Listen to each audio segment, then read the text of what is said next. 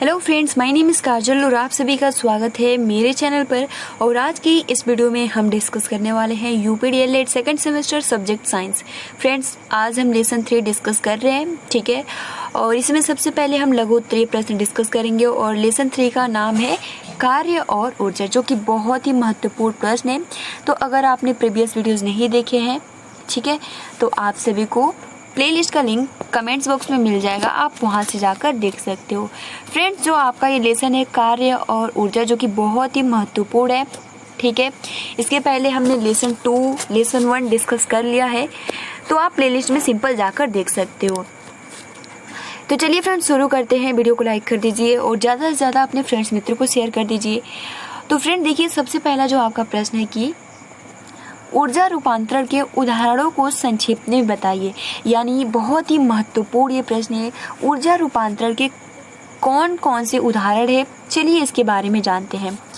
तो सबसे पहले तो है विद्युत बल्ब तथा ट्यूबलाइट में विद्युत ऊर्जा का प्रकाशीय ऊष्मीय ऊर्जा में बदलना, पहला पॉइंट हो गया। दूसरा, विद्युत हीटर में विद्युत ऊर्जा का ऊष्मीय ऊर्जा में बदलना। तीसरा पॉइंट कि सेल में रासायनिक ऊर्जा का विद्युत ऊर्जा में बदलना। लाउड स्पीकर में विद्युत ऊर्जा का ध्वनि ऊर्जा में बदलना। फिफ्थ, माइक्रोफोन में ध्वनि ऊर्जा का विद्युत ऊर्जा में बदलना। सिक्स, मोमबत्ती के जलने से रासायनिक ऊर्जा का प्रकाशीय व ऊष्मीय ऊर्जा में बदलना। तो फ्रेंड्स, ये बहुत ही महत्वपूर्ण कुछ पॉइंट्स हैं जिसको आप अपने कॉपी में बहुत ही अच्छे से नोट्स बना लीजिए, ठीक है।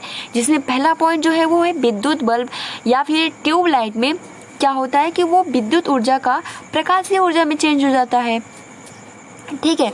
उसी प्रकार जो विद्युत हीटर में विद्युत ऊर्जा का ऊष्मीय ऊर्जा में यानी ऊष्मा देने लगता है। सेल में रासायनिक ऊर्जा का विद्युत ऊर्जा में। लाउड स्पीकर में विद्युत ऊर्जा का ध्वनि ऊर्जा में। और माइक्रोफोन में ध्वनि ऊर्जा का विद्युत ऊर्जा में बदलता है। और 6 की मोमबत्ती के जलने से रासायनिक ऊर्जा को प्रकाशीय व ऊष्मीय ऊर्जा में बदलना। आगे बढ़ते हैं। देखिए, 7th भी है कि बिजली के पंखे, मिक्सी आदि में विद्युत ऊर्जा का गतिज ऊर्जा में बदलना, ठीक है। आपने देखा भी होगा डायनोमो से गतिज ऊर्जा, डायनोमो वाला तो बार बार पूछता है, आप इसको बहुत ही अच्छे से याद कर लीजिएगा। डायनमो से गतिज ऊर्जा का विद्युत ऊर्जा में बदलना। देखिए, सेकंड जो आपका प्रश्न है कि कार्य तथा ऊर्जा के बीच में क्या संबंध है, इसके बारे में थोड़ा स्पष्ट कीजिए।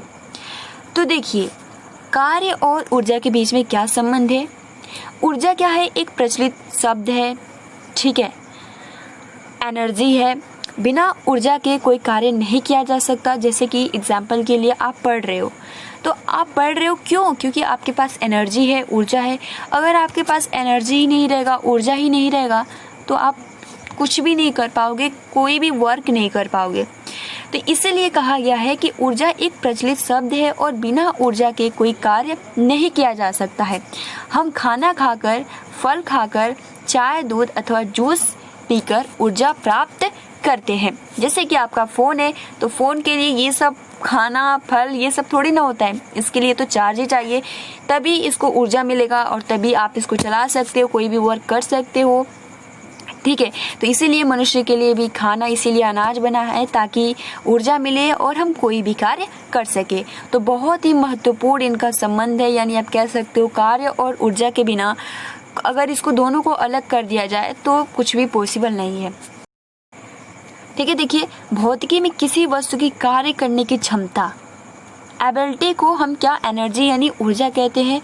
अतः प्रत्येक कार्य करने वाली वस्तु में कुछ न कुछ ऊर्जा जरूर होती है। ऊंचे उठे हथौड़े में ऊर्जा होती है, तभी तो उठाते हैं क्योंकि वो लकड़ी में कील गाड़ सकता है। बांध के पानी में ऊर्जा होती है क्योंकि वो टाइबन के ब्लेडों को घुमा सकता है। गतिमान गोली में ऊर्जा होती है क्योंकि फायर करने में हड्डी को तोड़ सकती है। जब कोई वस्तु कार्य करती है तो यानी आप कह सकते हो कि वस्तु में भी ऊर्जा होती है ना, तो उसकी ऊर्जा घटती है। किसी भी ऊर्जा की माप उस कार्य से की जाती है जो वह शून्य वाली स्थिति में आने तक करती है। इस प्रकार वस्तु द्वारा किया गया कार्य ही ऊर्जा की माप है। बहुत ही महत्वपूर्ण प्रश्न है, प्रश्न नहीं, ये आपका लाइन है कि किसी भी ऊर्जा की माप उस कार्य से की जाती है जो वह शून्य ऊर्जा वाली स्थिति में आने तक करती है। इस प्रकार वस्तु द्वारा किया गया कार्य ही ऊर्जा का माप है। अब देखिए ऊर्जा का मात्रक क्या है? Unit of energy.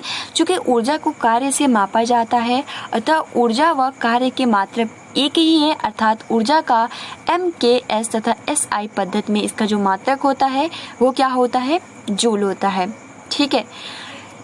थर्ड जो आपका प्रश्न है कि ऊष्मीय ऊर्जा से क्या अभिप्राय है, और बहुत ही महत्वपूर्ण क्वेश्चन है, आप इसको बहुत ही अच्छे से याद कर लीजिएगा। थर्ड जो आपका क्वेश्चन है कि ऊष्मीय ऊर्जा से क्या अभिप्राय है और ऊष्मा व ताप में अंतर स्पष्ट कीजिए। तो ऊष्मीय ऊर्जा यानी ऊर्जा का एक स्वरूप ऐसा भी जिसका अनुभव हम अपनी स्पर्श क्रिया से करते हैं। जब हम धूप में खड़े हो जाते हैं तो इसका हमें अनुभव होता है। उस समय हम कहते हैं कि सूर्य से ऊष्मा मिलती है, हम गर्मी का अनुभव करते हैं।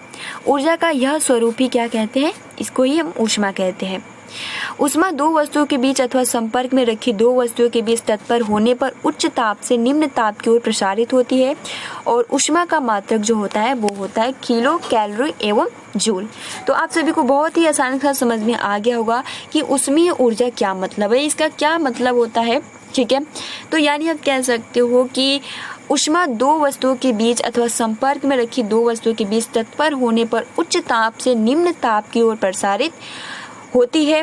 ठीक है। या आप ऐसे भी कर सकते हो कि जब हम जब हम धूप में खड़े होते हैं तब हमें ये अनुभव होता है, फील होता है कि हाँ हमें धूप यानी ऊष्मा हमें लग रहा है। ठीक है। तो उसे हम क्या कहते हैं कि ऊष्मा या ऊर्जा का यह स्वरूप जो होता है ये ऊष्मा कहलाता है, और ऊष्मा यानी हीट का जो मात्रक होता है वो किलो कैलोरी एवं जूल होता है। और फ्रेंड्स हम ये जानने का प्रयास करते हैं कि जो ऊष्मा और ताप में क्या डिफरेंट है, क्या अंतर है। देखिए हम शॉर्ट में डिस्कस करें ताकि आप सभी को बहुत ही आसानी के साथ, ताकि नोट्स बनाने में भी कोई प्रॉब्लम ना हो। ऊष्मा एवं ताप में क्या अंतर है? तो ऊष्मा यानी हीट और ताप यानी टेम्परेचर, इन दोनों में क्या डिफरेंट है? ऊष्मा का एक स्वरूप है। ठीक है। और ताप वस्तु की ऊष्मीय अवस्था को व्यक्त करता है।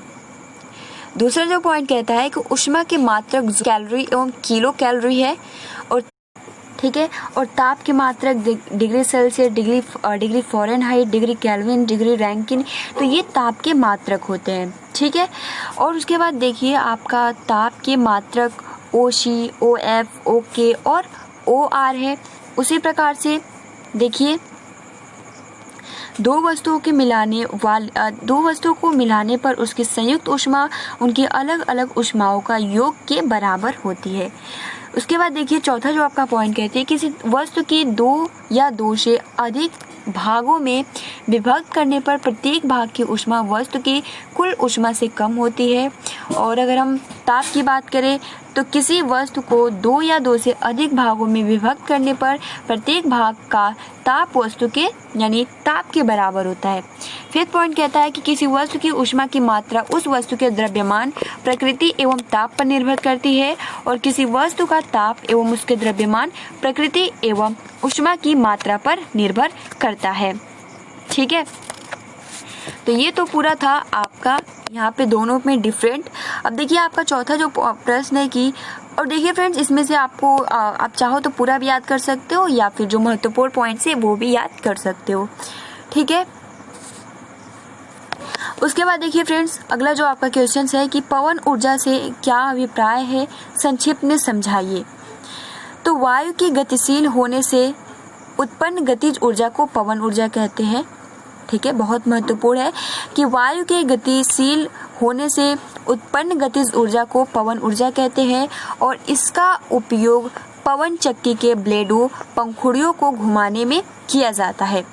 पवन चक्की के द्वारा चित्रानुसार जल पंप और आटा चक्की चलाई जाती है। आप देख सकते हो कि ये आपका यहाँ पे विंड मिल, जल स्रोत।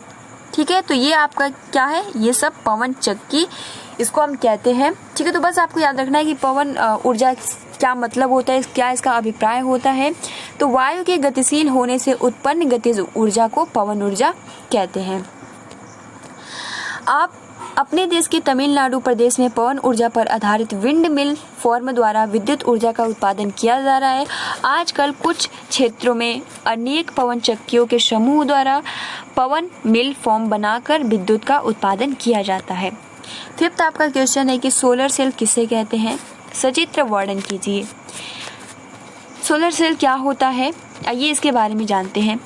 तो सौर सेल वह युक्ति है, वह डिवाइस है जिससे सूर्य की प्रकाश ऊर्जा को विद्युत ऊर्जा में बदला जाता है। ठीक है, यानी जो सूर्य का प्रकाश आप सभी को पता ही है, और आई थिंक अब तो सबके घर ही सोलर है। ठीक है, तो यहाँ पे यही कहा जा रहा है कि जिससे, यानी वह डिवाइस होता है जिससे सूर्य की प्रकाश ऊर्जा को विद्युत ऊर्जा में बदला जाता है। सौर सेल बनाने में सिलिकॉन प्रयोग करते हैं। एक सोलर सेल लगभग 0.5 वोल्ट, बहुत महत्वपूर्ण ये पॉइंट है, आप इसको अच्छे से, यानी एक सोलर सेल लगभग 0.5 वोल्ट का विभवांतर तथा 0.6 एम्पियर की विद्युत धारा उत्पन्न कर सकता है। और अधिक विद्युत धारा प्राप्त करने के लिए अधिक संख्या में सोलर सेलों को जोड़ा जाता है, जिसे हम क्या बोलते हैं? सोलर पैनल भी कहते हैं। ठीक है, अभी आप फिगर के थ्रू समझेंगे, यानी चित्रानुसार जैसे आप देख सकते हो कि सोलर पैनल द्वारा ही ऊर्जा को विद्युत ऊर्जा में परिवर्तित किया जाता है। यानी सोलर पैनल जो होता है उसी के माध्यम से जो प्रकाश का ऊर्जा होता है उसको विद्युत ऊर्जा में बदला जाता है। प्रायः सौर पैनल द्वारा उत्पादित विद्युत का उपयोग बैटरी को चार्ज करने के लिए किया जाता है। ठीक है, और बैटरी से आवश्यकता अनुसार विद्युत का उपयोग बल्ब जलाने, रेडियो, टीवी तथा जल पंप आदि जलाने में किया जाता है।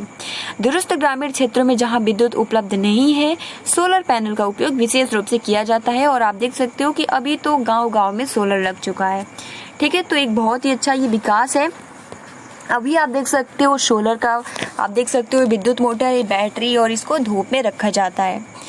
अब देखिए अगला जो आपका प्रश्न है कि सोलर कुकर किस प्रकार कार्य करता है, संक्षेप में बताइए। यानी जो सोलर कुकर होता है वो किस प्रकार कार्य करता है, बहुत ही मतलब महत्वपूर्ण। और आपने पहले भी इन क्वेश्चनों को, क्योंकि मैं आप सभी को बता दूं कि जितना आप क्लास, आप कह सकते हो क्लास 1, 2, 3, 5, 6, 10 तक आपने जितना कुछ पढ़ा है डीएलएड में वही सब कुछ है, इससे बाहर कुछ भी नहीं है।